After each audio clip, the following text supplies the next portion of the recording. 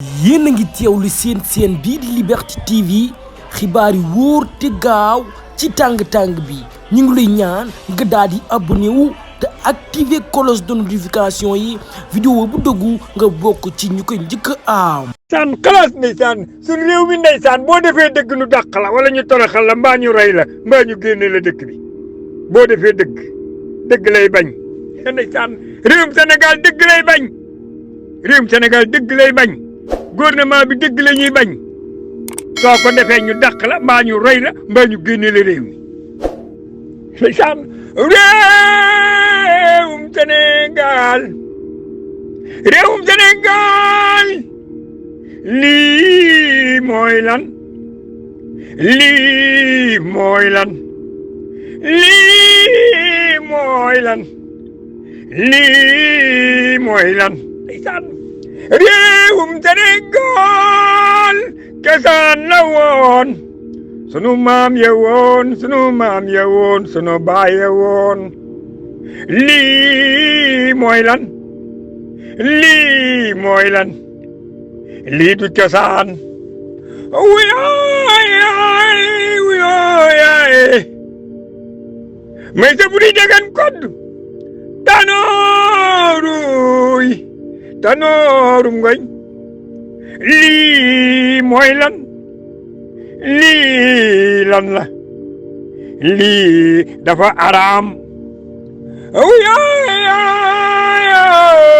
jeeri jorndelaaw jéere mbor yaa maaw lii mooy lan lii mooy lan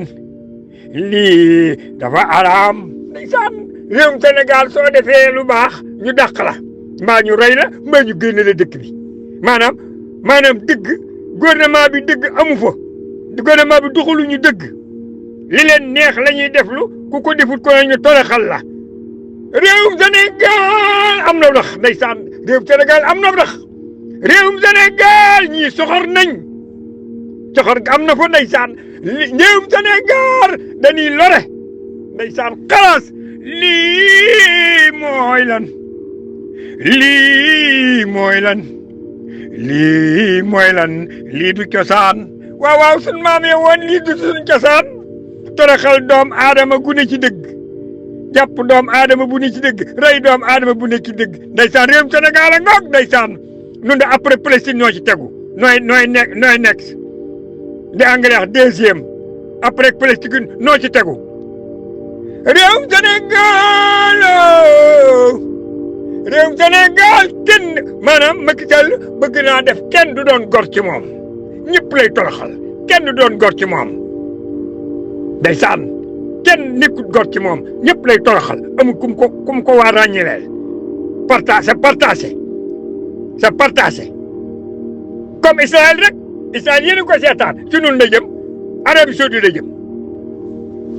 Arabie Saoudite la jëm ndeysaan réewum Sénégal réew mi yërmande la vérité ndeysaan la vérité ana la vérité waaye ñu ngi koy won gisaguñ ko la vérité waaw la vérité dëgg dañ koy bañ lii mooy lan lii ak njaam la ndeysaan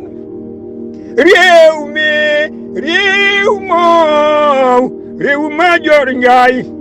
lii mooy lan lii lan la lii ak njaam la ndeysaan ak njaam kese fi ne ku la ci dugal ku ne ci njaam la dugal ku la ci bëgg a dugal ci mbir mi ak njaam la bëgg a dugal lankal araam na ku la bëgg a dugal ci Macky Sall lankal ak njaam la lay dugal lankal ba wut ku la lankale